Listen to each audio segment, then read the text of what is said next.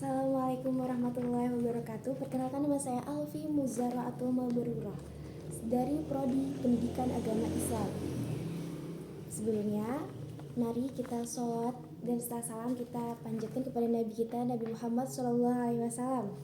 Dan yang saya hormati Bapak Haris Supratno selaku Rektor Unhasyih dan Bapak dosen Bapak Hanif.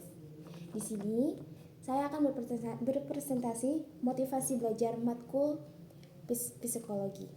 Apa itu motivasi belajar? Motivasi belajar adalah mendorong kuat diri sendiri untuk mencapai aktif, disiplin, dan gigih dalam mencapai tujuan. Nah, motivasi belajar itu seperti itu. Dan teori motivasi belajar itu terbagi menjadi 7. 1. Teori berprestasi. Berprestasi orang yang sudah mendapat motivasi belajar, maka diri dia akan termotivasi, akan menjadi lebih baik dari sebelumnya. Menurut teori dissosiasi kognitif, menurut beliau komunikasi yang tidak nyaman dalam motivasi belajar pasti ada salah satu hal yang membuat diri kita tidak nyaman, seperti komunikasi yang tidak nyaman. Nah, terus yang kedua, dorongan. Kita akan mendapat dorongan support dari seseorang, dari teman-teman, dari orang tua utama, untuk memotivasi diri kita sendiri agar kita menjadi orang yang mereka inginkan. Seperti orang tua itu, apa yang mereka inginkan bisa terwujud. Dorongan dari orang tua, terutama dukungan dari orang-orang yang di sekitar kita.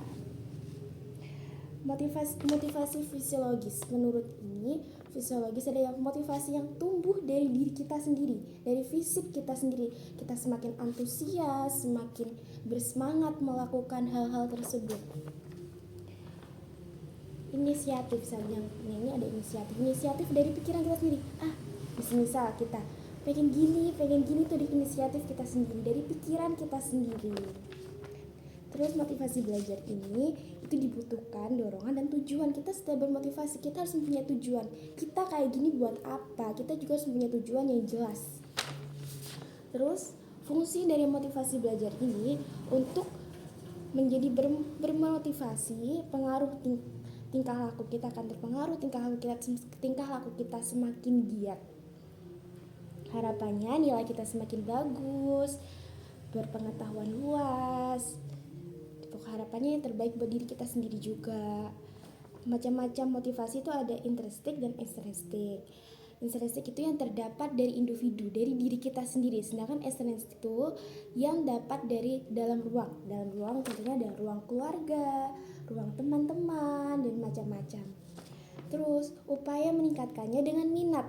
Bakat kita apa? Kita akan termotivasi untuk mengikuti motivasi belajar ini. Tujuan yang jelas, proses yang menyenangkan. Dalam proses kita harus senang dan antusias, karena kita agar bisa merasakan apa hikmah dari hal tersebut. Kalau kita nggak ikhlas, kita akan tambah sulit untuk melakukan hal yang kita ingin sampai, itu tambah sulit karena kita tidak ikhlas. Kita harus ikhlas menjalani apa yang akan kita sampai di kedepannya itu. Bentuk-bentuk motivasi ada positif dan negatif. Nggak semua motivasi itu, kadang ada yang negatif juga loh teman-teman. Sekian dari saya, bila ada salah kata mohon dimaafkan. Bila ngomongnya kecepatan maafin ya. Assalamualaikum warahmatullahi wabarakatuh.